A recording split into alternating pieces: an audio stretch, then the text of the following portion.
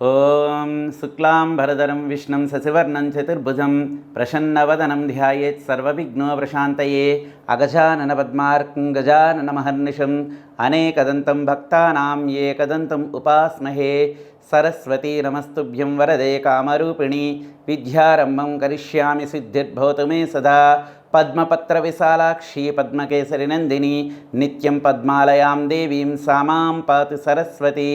గురుబ్రహ్మ గురుర్విష్ణు గురుర్దేవో మహేశ్వర గురుస్సాక్షాత్ పరబ్రహ్మ తస్మై శ్రీ గురవే నమః. ముందుగా హిందూ టీవీ ఛానల్ ప్రేక్షకులకు నమస్కారం. అయితే ఈ సంవత్సరం 25వ తారీఖున హోలీ పండుగ వస్తుంది. అయితే ఆ హోలీ పండుగకి ఒక గొప్ప విశిష్టత ఉంది. అదే రోజున చంద్రగ్రహణం కూడా ఏర్పడబోతుంది. సుమారు 100 సంవత్సరాల తర్వాత హోలీ రోజున చంద్రగ్రహణం ఏర్పడుతుందండి. ఫలితంగా కొన్ని రాసుల వారికి గోల్డెన్ డేస్ ప్రారంభం కాబోతున్నాయి. ప్రతి సంవత్సరము పాల్గొన మాసంలో వచ్చే పౌర్ణమి రోజున హోలీ పండుగ మనం అందరం జరుపుకుంటూ ఉంటాము. హిందూ మతంలో జరుపుకునే ప్రధాన పండుగలలో ఇది కూడా ఒకటి. దీపావళి తర్వాత అందరూ ఎక్కువగా ఈ పండుగను జరుపుకుంటూ ఉంటారు. దీన్ని కామని దహనము లేదా డోలికా ఉత్సవము కూడా అని పిలుస్తారు. అయితే కుల మత భేదాలు లేకుండా దేశవ్యాప్తంగా ఈ హోలీ పండుగని ఎంతో ఉత్సాహంగా జరుపుకుంటారు. ప్రేమ, సద్భావన, సోదర భావానికి చిహ్నంగా ఈ పండుగను జరుపుతారు. అయితే ఒకరి మీద ఒకరు రంగులు చల్లుకుంటారు, ఆనందంగా గడుపుతారు. ఈ హోలీ ఈ ఏడాది మార్చి 25వ తేదీన వచ్చిందండి.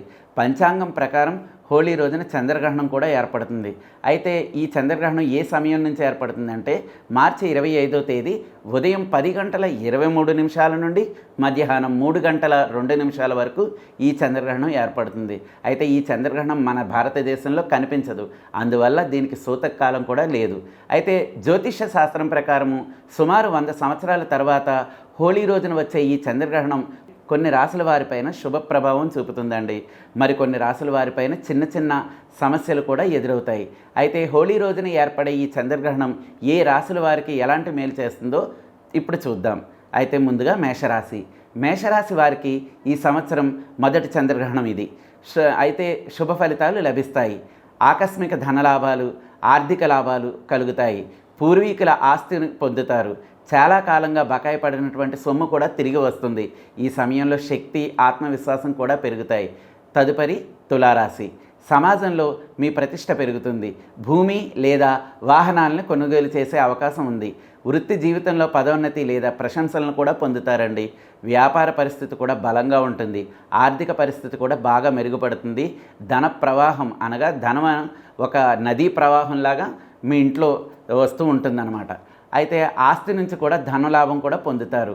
ఇక తదుపరి కుంభరాశి. ఈ కుంభరాశి వారికి ఉద్యోగ వ్యాపారాల్లో అభివృద్ధికి అవకాశాలు లభిస్తాయి.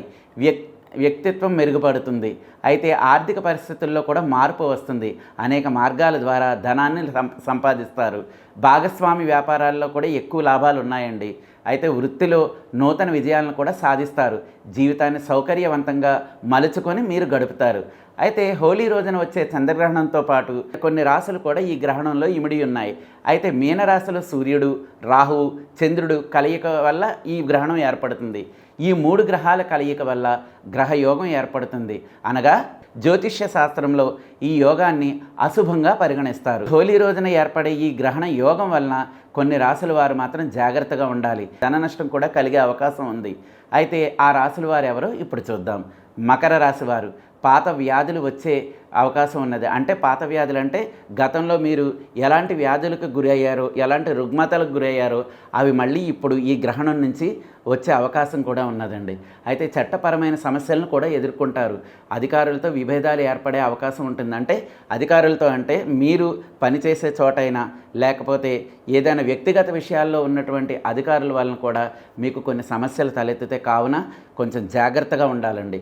అయితే గృహ సమస్యలు ఇబ్బంది పెడతాయి. గృహ సమస్యలు అంటే మరేమీ కాదండి. ఇంటిలో డబ్బు లేకపోవడం, లేకపోతే ఆరోగ్యరీత్యా చికాకులు, లేకపోతే బయట ఎవరి అంటే మన బంధువర్గం నుంచి కొన్ని ఇబ్బందులు ఇలా ఎదురవుతూ ఉంటాయి. అప్పుడు మాత్రం ఎటువంటి సహనాన్ని కూడా మీరు ఎప్పుడు కూడా కోల్పోకూడదు. అయితే ఏకాగ్రత కూడా లోపిస్తుంది. ఇతరుల చేతుల్లో కూడా మోసపోయే ప్రమాదం ఉంది. ఇతరుల చేతుల్లో మోసపోవడం అంటే మీరు ఏదైనా వ్యాపారం పెట్టినా, ఒకరిని నమ్మి డబ్బులు ఇచ్చినా ఇలాంటి వాటిల్లో మోసపూరితాలు ఎక్కువగా ఉండడం వల్ల మీరు మోసపోయే అవకాశం కూడా ఉంది కాబట్టి మీరు ఇవన్నీ కూడా చేపట్టకండి. తదుపరి మీనరాశి వారు. మీనరాశిలో ఈ గ్రహణ యోగం ఏర్పడుతుంది.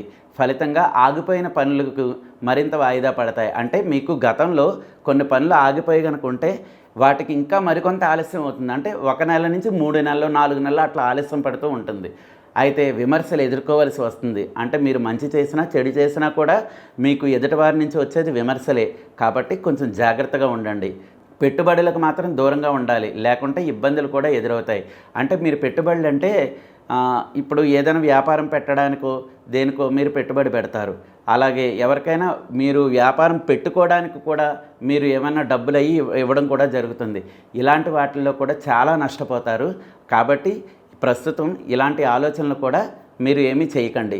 ఇప్పుడు మీ భార్యాభర్తల్లో ఆరోగ్యంలో కొన్ని విధాలైనటువంటి మార్పులు జరుగుతూ ఉంటాయి. అయితే ఏది వచ్చినా సరే వెంటనే మీరు డాక్టర్ని సంప్రదించండి. మీరు నెగ్లెక్ట్ అనేది చేయొద్దు.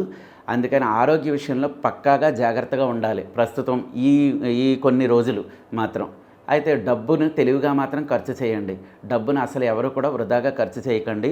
మీకు ఒక అవసరం ఉన్నది ఖర్చు చేయాలి అంటేనే అక్కడ ఖర్చు చేయండి. అంతే తప్ప ఎటువంటి పరిస్థితుల్లో మీరు ఎక్కువగా డబ్బును వృధాగా ఖర్చు పెట్టినా, ఎవరికైనా హామీలు ఉండి వారి వ్యాపారానికి ఉద్యోగానికి అని చెప్పి ఏమైనా హామీలు ఉంటూ డబ్బులు ఇచ్చినా కూడా అన్ని విధాలా కూడా నష్టం జరుగుతుందండి.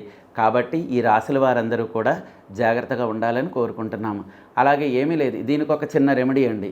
మీరు ప్రతిరోజు కూడా అంటే రాసులు బాగున్న రాసుల వారు మరియు బాగోలేని రాసుల వారు, ఇతర రాసుల వారు అంటే చెప్పనటువంటి రాసుల వారు కూడా ఏమీ లేదు, ప్రతిరోజు ప్రదోష వేళ అంటే సాయం సంధ్యా సమయంలో మన ఈశ్వరుడికి గుడికి వెళ్ళి ఈశ్వర దర్శనం చేసుకోండి.